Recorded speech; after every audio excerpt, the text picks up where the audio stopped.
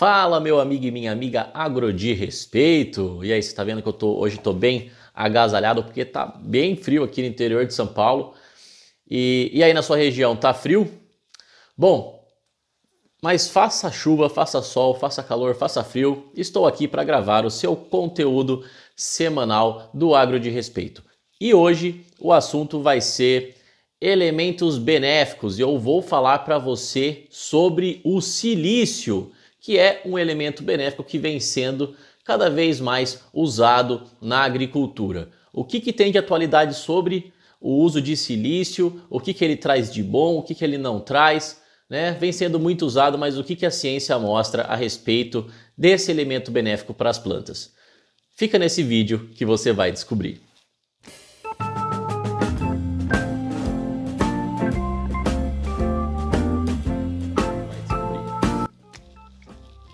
Bom, só para te falar, né, se você não viu, eu fiz uma revisão aqui, né, um review sobre esse livro aqui, né, Nutrição Mineral de Plantas da Sociedade Brasileira de Ciência do Solo e, de forma bem geral, né, e eu acabei escolhendo, né, com base em pedidos anteriores, né, aqui no canal nós temos diversos vídeos falando sobre nutrientes e tal, e o silício, né, um vídeo ou outro acabo citando alguma coisa, mas nunca foi feito um vídeo aprofundado sobre esse tema. Então, dessa forma, eu decidi estar gravando a respeito do silício e aproveitando essa literatura excelente aqui que eu adquiri recentemente.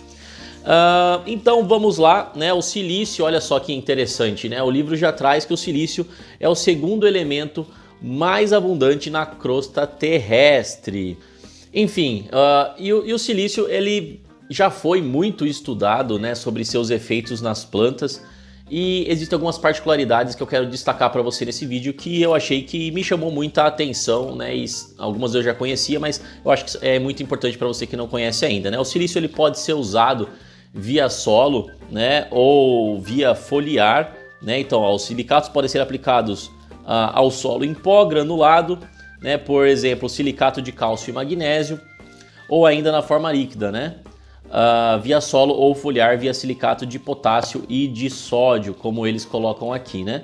Os silicatos em pó são aplicados em área total incorporados, já os silicatos granulados são quase sempre aplicados em misturas com outras matérias-primas, como na composição de adubos NPK.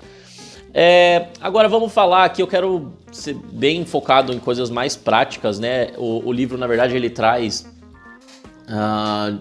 diversos detalhes sobre a absorção do silício pela epiderme, tralalá, distribuição do silício em plantas, né? Mas isso é interessante, né? O silício, são classificadas 3 tipos de espécies que têm relação com o silício. São as acumuladoras de silício, as não acumuladoras e as intermediárias, né? E dentre as acumuladoras são aquelas plantas que conseguem extrair silício mais rapidamente da solução do solo, estão as gramíneas, né? E ele cita como exemplo de não acumuladoras aqui o tomateiro. Não quer dizer que ele não absorva, mas ele não é um grande, né? Não absorve numa grande quantidade, né? E uma outra coisa que o livro traz, né? Por exemplo, né? Será que eu tô com a plantinha crescendo lá e de repente faltou silício? Né? O que vai acontecer? Será que aquelas folhas velhas vão translocar esse silício para as folhas novas? Será que o silício é móvel dentro da planta? Né? E ele traz aqui algumas informações que aqui ele traz que 99% do silício absorvido ele não é redistribuído, ele fica numa forma que ele não consegue se redistribuir na planta, ou seja, o silício é pouquíssimo móvel dentro da planta. Se faltar silício, as folhas velhas não vão suprir as folhas novas e os frutos, né? Então não vai ter essa translocação de silício dentro da planta, né? E algumas coisas interessantes, né, que ele fala também sobre experimentos que mostram que o silício ele tem uma capacidade, né, de se aderir principalmente naquelas regiões da planta em que existe uma transpiração mais avançada, né? E como que acontece isso, né? Ele até colocou aqui um exemplo de uma foto que eu vou colocar para você aqui, a superfície foliar da curatela americana, né? Quem que é a curatela americana? Eu até fui buscar aqui, é o cajueiro bravo do campo, né, é uma foto que você vê essas estruturas pontudas, né, junto aos estômatos, seriam aí esses acúmulos, né, de silício, né, estruturas de acumulação de silício, tricomas e estômatos. Essas estruturas, e elas fazem com que os estômatos eles fiquem numa conformação diferenciada, e isso influencia a menor perda de água das plantas durante as transpirações.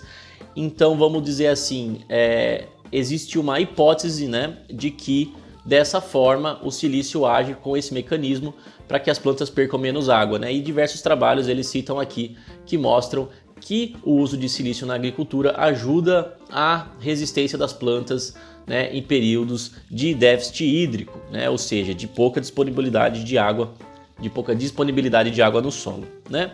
Outras coisas interessantes, eles citam que o silício tem o potencial de, né, ainda com o mecanismo de ação desconhecido, mas o potencial de aumentar a resistência das plantas ao alumínio no solo, né? Então, áreas com toxidez de alumínio, né, existe esse potencial, desde que exista uma relação, né, do gene, né, daquela planta, daquela espécie, daquela variedade com a acumulação de silício, né, que ele acontece tanto na parte aérea quanto nas raízes, e em muitos casos até mais nas raízes que na parte aérea, como diz aqui no livro.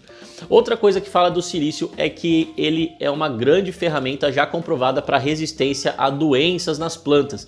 Então eles citam diversos trabalhos aqui, eu vou estar mostrando algumas fotos para você, né? Trabalho com cercóspora, né? Com brusone no arroz, né? Então eu vou colocar uma foto para você aqui, ó, desenvolvimento dos sintomas de brusone em folhas de arroz 96 horas depois de inoculadas sem silício, né? Essa da esquerda com o sintoma mais evidente, e com silício essa da direita. Então ajudando aí na prevenção, né, da brusone. A deposição de silício ocorre logo abaixo ali da cutícula das folhas, né? Então ele ajuda como uma barreira física, né, a entrada ali da ação de fungos ou de insetos, né? Então isso ajuda, e também existe também algumas evidências, né, que algumas substâncias são produzidas, né, pela indução de resistência, né, com o uso do silício, né? E eles colocam aqui, ó, que o silício pode, né, estar agindo, né, para resistência a essas doenças como um ativador de gênesis na biossíntese de compostos de defesa, em processo denominado resistência sistêmica adquirida, que contribui para a síntese de compostos como fitoalexinas, fenóis e fenilpropanoides, né? Então, resumindo, né, o silício ele pode ter uma barreira física ou ele pode induzir a resistência das plantas às doenças. E aí algo que é bem curioso também, né, que já foi muito divulgado no passado, e cada vez mais, né, se tem conhecimento sobre isso, é o silício no combate às pragas, né? Então existem aí diversos estudos, né, o livro traz um pouco disso, mas ele enfatiza bastante estudos com a cana-de-açúcar, né, com a broca do colmo, a Diatreia sacaralis, e olha só, né, também ele traz aqui essa fotografia que eu vou colocar para vocês, mandíbulas de larvas de Eudana sacarina, né, também a broca do colmo, alimentadas com folhas de cana-de-açúcar tratadas à direita e não tratadas com silício à esquerda. Então você vê que o silício ele consegue, né, esse é um trabalho que foi realizado na África do Sul e publicado em 2005, acaba influenciando nas mandíbulas, né, das larvas que se alimentaram, né? Então ele até especifica que as larvas jovens ela tem ainda a mandíbula não tão bem ali estruturada, né, e são mais propícias a se desgastarem, né, são bastante frágeis, e com isso pode acontecer esse tipo de fenômeno, né, ela perde a capacidade de se alimentar muito bem porque acaba desgastando ali a mandíbula, né. Essa foto é muito, muito legal, né. Até aqui, ó, tô vendo aqui uma outra imagem que é legal mostrar o efeito do silício aplicado via foliar no controle de oídio em plantas de pepino também, né, com silício à esquerda e sem silício à direita. Então teve um efeito muito interessante aqui na resistência ao oídio nesse caso, né, e ele também traz aqui alguns outros exemplos não fotográficos sobre o controle de doenças. Outra coisa que ele traz aqui que é muito interessante, né? Você fala, pô, mas o silício, será que ele pode ajudar de outras formas também, além de pragas e doenças?